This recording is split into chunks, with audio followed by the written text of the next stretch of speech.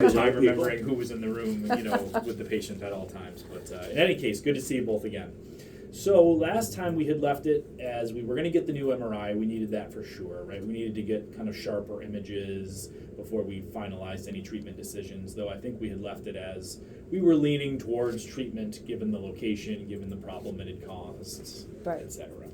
The MRI this time doesn't give us any surprises, so good news there. It's read as being stable from before. Of course, the MRI from before is kind of a rougher image and thicker cuts, and so it's not perfectly apples to apples, though I don't think there's anything there that makes me say, ooh, it's getting larger faster than I would expect it to for a meningioma or anything like that. Right. So I think all good. In general, I think the take that I provided for you last time is still very much the case today, where I think probably the Gamma Knife is the best tool that we have here. It gives us the sharpest treatment, the sharpest edges. It will benefit us the most in terms of sparing everything in the area, Right. etc. Okay. So that's the way I'm leaning. I have not yet discussed your case with Dr. Babu formally. I know you met with his NP and he's reviewed it.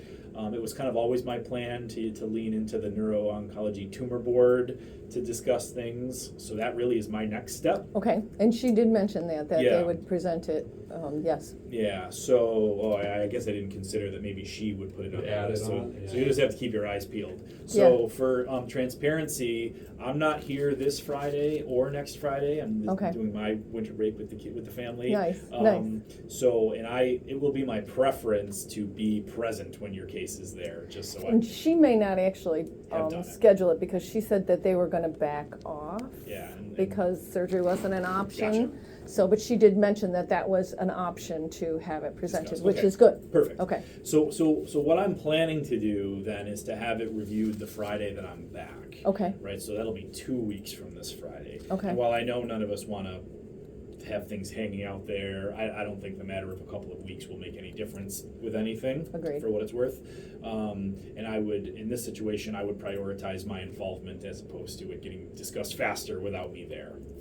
Right. So that's going to be my plan. And I know you're also working to get the appointment with Dr. Mexico moved up a bit, so Yes. it may be that this will buy us the time for you to make that adjustment, because I will also be curious with his take on the MRI and his thoughts on things as well. agreed. Ideally, Dr. Babu, myself, with Dr. Mexico's input, will kind of make the final call.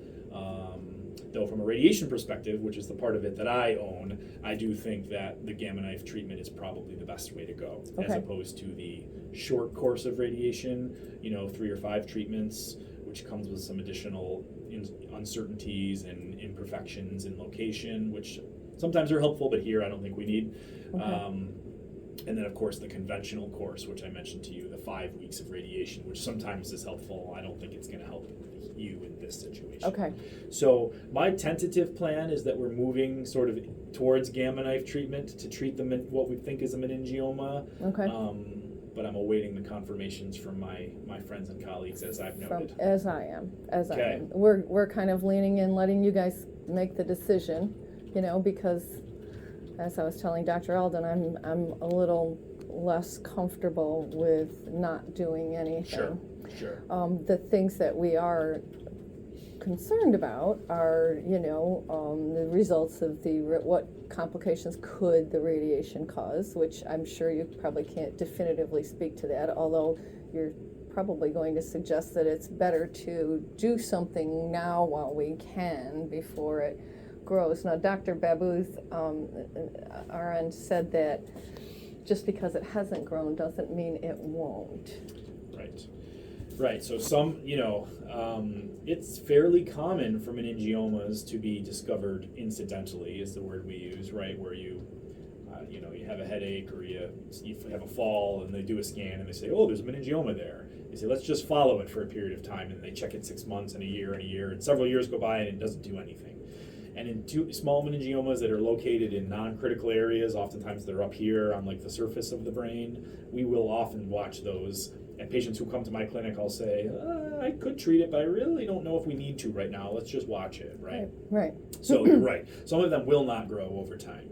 And at this point, we don't yet have enough information to know if it's going to grow or not. This interval between the fall and now is not enough time to have declared Okay. that. So Okay. that's a good point to make, right? We usually monitor these like on 6 monthly basis, initially, and then go to annually. That's how slow they tend Okay. to grow. Okay. So before, if we were gonna go to an observation-based approach, which I do still do think is an option, and I'm sorry if I didn't articulate Okay. that clearly. Yep.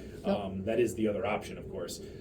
We would do another MRI in 6 months, right? Okay. Not a year or 2 years, right? Because we want, as short of an interval is meaningful to get to gather the data. Okay. Right? Are we more likely to see growth in 3 years? Well, yes, of course, but then we've let a long time elapse. Right. So we wouldn't do that certainly, but 6 months is usually where we start. And of course, that would be counterbalanced with the risk that the tumor causes a problem, right? And interestingly, you presented with a problem that the best expert there is on the matter, Dr. Mexico, thinks was irritation of the nerve that controls the pulling your eye laterally, right? And it got better. It did get And better. that is not a common thing, I will tell you. Right? Really? Oftentimes, when the nerves get damaged from tumors or whatever, that damage does not get better. Wow. And so, was it the tumor doing it, or was there some inflammation, or was there something else going on? I'll defer to Dr. Mexico's expertise on that. But in my world, once these sort of tumor inflicted deficits, nerve deficits arise, they tend not to get better. So, as I'm sure I told you last time, that's where the more proactive approach becomes attractive, right? Right. So you're lucky at this point where the function came back, right? Right. And boy, I'd hate to be watching it and then have it get bad again, and then realize it's not going to get better the second That's time my around, fear. and having us miss the window. 100%. Right. So I think you and I are on the same page about that, and I recall us being on the same page about it the first time we met Yes. as well. Yeah. That said, there's no free lunch, right?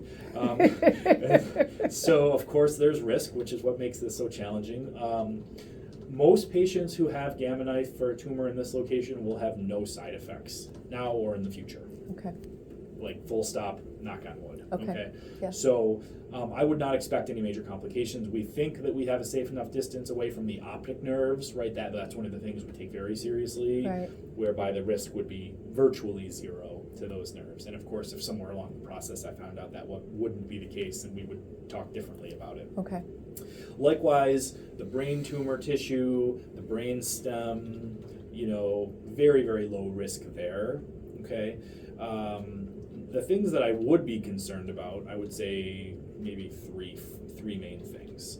One is damage to the nerves themselves that go through this area, right? Now, typically, when we treat to doses like this, we use a relatively low dose of radiation to treat meningiomas because that's all it takes. Okay. Typically speaking, we think that this dose of radiation to the nerves is very safe, right? Never say never, but like the incidence of getting neuropathies in and around the brainstem from this dose of radiation is very low. So that should be good. That said, perhaps there's some pre-existing dysfunction of your nerve that's there, right? And this is hypothetical on my part. Of the sixth nerve, yes. Right, exactly. Agreed. So Yes. your sixth nerve has shown some dysfunction at this point, Right. Now we don't know exactly how to explain what caused it or whatever, but does that mean that a dose that's normally safe for the nerve or the other nerves in that area, which are potentially affected as well, does it mean that they're going to be a little more likely to damage from an otherwise safe dose of radiation? Right. I think it's possible. Okay. Yes. I don't know how to quantify that exactly for Right. you. Right. I still don't think that I would be more concerned about that risk than the risk of the tumor growing and causing the problem. That said, it's important that we highlight that detail. Okay. Agreed. And then the other one is the pituitary gland, right? This is sitting right sort of next to behind the pituitary gland. And of course, as we talked about last time, the pituitary gland is the general, if you will, of the hormone function for almost the whole body. And our understanding of what radiation does to the pituitary gland and how likely patients are to have dysfunction isn't perfect.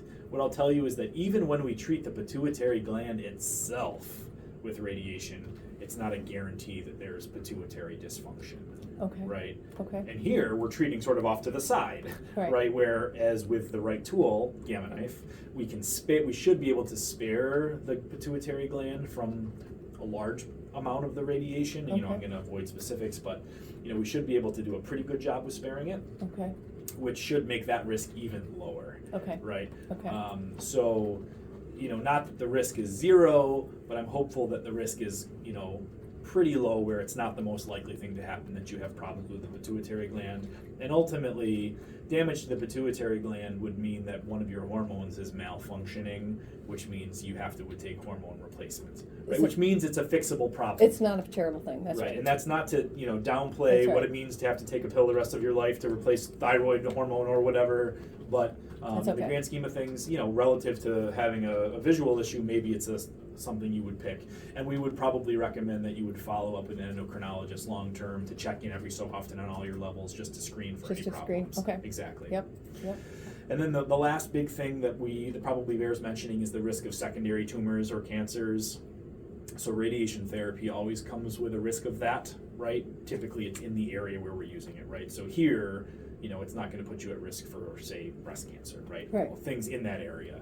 So that could be other meningiomas, it could be higher grade brain tumors, Okay. including brain cancers. Very, very tiny risk over the course of your lifetime. But of course that risk is zero, at least from a radiation perspective, if we observe, right? So choosing to have radiation always comes with that degree of risk. With that. And when Okay. we're talking about patients who have bad cancers, right, which are potentially impacting their livelihood, we don't worry too much about it, right, because they've got a big threat in front of them. Right. Whereas here, this tumor is very unlikely to, interfere with your livelihood long term, Right, Might it right. potentially interfere with something up With my here? vision, Yes. right. But is it going to be something that kills you? Very unlikely. Right. Right. So, with that said, it's important to highlight that risk of secondary tumor. But you said that's a cancers. small risk. Very small. It's Okay. very, very small. Okay. So again, very hard to quantify. It's probably less Right. than, less than 1% certainly, probably even a lot more than that, but Okay. it is But it's a something- possibility, you have to possibility. mention. Right, right. Yeah. And then other than that, I think I've covered all the things that, that in that area that would be considered the risks of the treatment if we were to go ahead. Okay, okay. You got questions? Doctor, what would be the likelihood of the tumor remaining stable after the Gamma Knife? 90% plus, Really? typically. Yeah. So radiation's pretty effective with meningiomas, yes.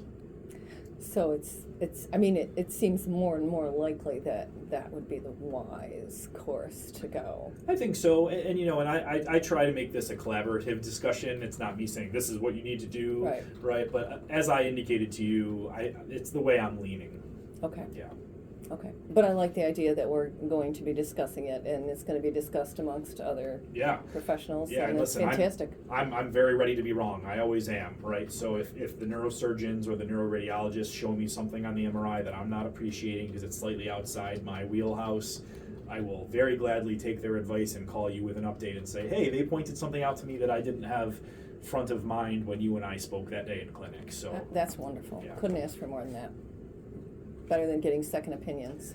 yeah. Getting a collaborative opinion. That's right. I Yeah. mean, we're fortunate enough here not to have to rush into anything, right? Given what we're dealing with. Right. So we have the luxury to be able to be slow and thoughtful.